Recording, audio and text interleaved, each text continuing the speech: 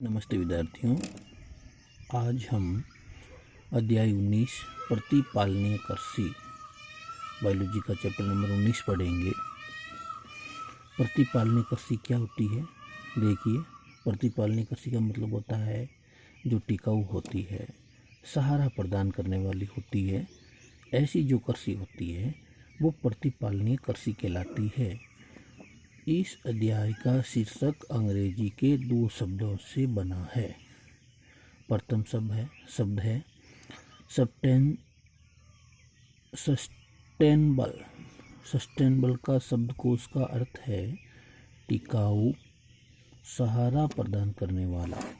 इनकी परिभाषा देखिए, कृषिजन्य पादपों, पालतू जंतुओं के उत्पादन व संवर्धन का ऐसा समाकलित तंत्र जिसके अंतर्गत उनके उत्पादन स्थलों को बिना किसी प्रकार की हानि पहुंचाए उत्पादन को दीर्घकाल तक जारी रखा जा सके, जिससे मानव की आवश्यकताओं की पूर्ति होती रहे, प्रतिपालनीय कृषि कहलाती है। समाकलित तंत्र होना चाहिए। उनके साथ उत्पादन का जो स्थल है उसको किसी भी प्रकार की हानि नहीं पहुंचानी चाहिए और वो दीर्घकाल लंबे समय तक जारी रह सके। ऐसी जो कृषि होती है उसको प्रतिपालनीय कृषि कहते हैं। अब इसमें प्रतिपालनीय कृषि की विधियां होती है, तो कौन कौन सी विधियां होती है? देखिए, पहली होती है जैविक कृषि। जैविक कृषि में जैविक कृषि मूलतः प्राकृतिक ढंग से करने की तकनीक है जिसमें कृत्रिम उत्पादों का समावेश नहीं होता है। अगर इसका नाम जैविक कृषि और प्राकृतिक ढंग से की जाती है तो इसका कृत्रिम उपायों का समावेश नहीं होता है। कैसे? जैसे जैविक कृषि के उद्देश्य क्या होंगे? पहला, मृदा की उर्वरा शक्ति में वृद्धि। मृदा की जो उर्वरा शक्ति, उपजाऊ शक्ति, उसमें वृद्धि होगी। दूसरा, जैविक क्रियाओं को बढ़ावा देना। जैविक क्रिया को बढ़ावा मिलेगा।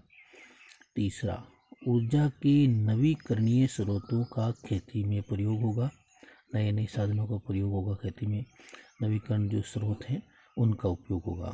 चौथा, नवीन कृषि तकनीक के उपयोग से उत्पन्न प्रदूषण को समाप्त करना। नवीन कृषि तकनीक के उपयोग से जो भी प्रदूषण होगा उस प्रदूषण को जैविक कृषि के उद्देश्य के माध्यम से समाप्त करना। स्टार में देखिए, प्रमुख जैव उर्वरक 6 प्रकार के होते हैं। कौन कौन से? देखिए, पहला राइजोबियम। राइजोबियम ये जीवाणु होता है। ये जीवाणु दलहन जाति के पौधों की जड़ों में गांठें बनाकर रहता है। दलहन जो दालों की जाति है उनकी पौधों की जड़ों में, जैसे कि मान लीजिए चना होता है, उनकी जड़ों में। दूसरा है असजीवी जीवाणु। नाइट्रोजन का स्थिरीकरण करने वाले पौधों को उपलब्ध कराते हैं। जो नाइट्रोजन का स्थिरीकरण करते हैं उन पौधों को असजीवी उपलब्ध होते हैं या कराते हैं। तीसरा देखिए, साइनोबैक्टीरिया। निब जीन द्वारा नाइट्रोजन यौगीकरण किया जाता है। निब जीन्स होते हैं, उसके द्वारा नाइट्रोजन का यौगीकरण किया जाता है। नोट, एनाबीना एजोली नामक नील हरी शैवाल पाया जाता है और ये भी नाइट्रोजन का यौगीकरण करता है। आगे देखिए, चौथा, कवकमूल। कवकों का पौधों की जड़ों के साथ सहजीवन को कवकमूल या माइकोराइजा कहते हैं। कवकों का पौधों की जड़ों के साथ सहजीवन, इनके साथ साथ चलने की प्रक्रिया। पांचवा, फास्फेट विलयनकारी जीवाणु जैसे स्यूडोमोनास। छठा, कार्बनिक खाद जैसे घरेलू अपशिष्ट, वाहित मल। इस तरह से नया हेडिंग है, जैविक कृषि का आर्थिक और पारिस्थितिक महत्व। क्या होगा महत्व? देखिए, पहला सरल विधि है, सरल विधि के माध्यम से। दूसरा, वायु संचार बढ़ता है। तीसरा, पीएच नियंत्रण होती है, पीएच कंट्रोल होगी। दूसरा, उत्सर्ग भूमि में सुधार होता है, जो अनुपजीव है। पांचवा, मृदा कटाव को रोका जा सकता है। मृदा का अगर कटाव होगा तो उनको जैविक कृषि के माध्यम से रोका जा सकता है। दूसरा है मिश्रित कृषि, विद्या चल रही है उसमें। ऐसी प्रणाली जिसके अंतर्गत फार्म पर विभिन्न प्रकार के कृषि कार्य जैसे दुग्ध उत्पादन, मुर्गी पालन तथा फसल उत्पादन के साथ साथ किए जाते हैं। तो मुर्गी पालन भी हो सकता है और फसल उत्पादन भी हो सकता है। तो दोनों जो कार्य होंगे वो मिश्रित कृषि कहलाएगी। नोट में देखिए, इनके कई तंत्र होते हैं। कौन कौन से तंत्र है? जैसे खाद्य पदार्थ, चारा उत्पादन, कृषि वानिकी तंत्र, उत्पादन पशु चारणिक तंत्र। तीसरी विधि है मिश्रित शस्योत्पादन, खेत में एक साथ एक से अधिक फसलों की कृषि को मिश्रित फसल उत्पादन कहते हैं। मान लीजिए किसी की एक ही खेत है और वो विभिन्न प्रकार की फसलें लेना चाहता है, तो इस तरह की जो फसल होगी उसको मिश्रित शस्य उत्पादन कहते हैं। जैसे गेहूँ प्लस चना को साथ बो सकता है, गेहूँ प्लस सरसों को भी साथ में ले सकता है। इस तरह से फसल चक्र, एक खेत में प्रति वर्ष बदल बदल कर भिन्न भिन्न फसल को बोने को फसल चक्र कहते हैं।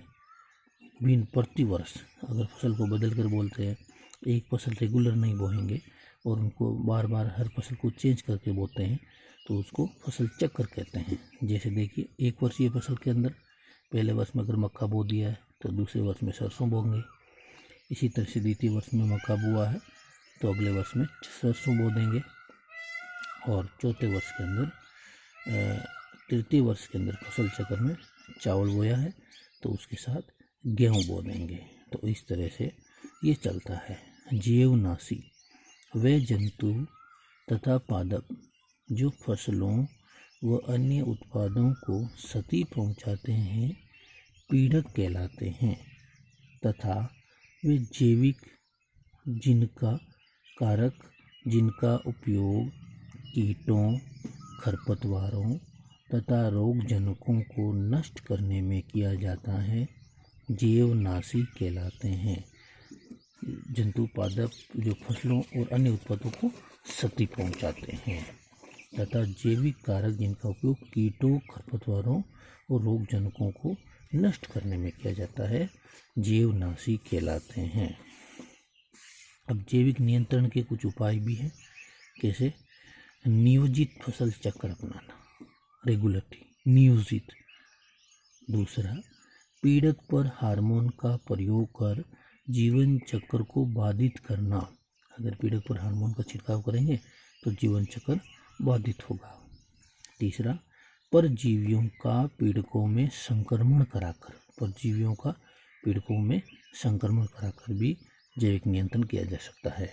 चौथा, रसायनों द्वारा पीड़कों को नर सदस्यों को बंदी करके भी जैविक नियंत्रण के उपाय किए जा सकते हैं। तो प्रिय विद्यार्थियों, आज हमारा चैप्टर नंबर 19 बायोलॉजी का पूरा हुआ। आगे का चैप्टर कल पढ़ेंगे। तब तक के लिए नमस्कार।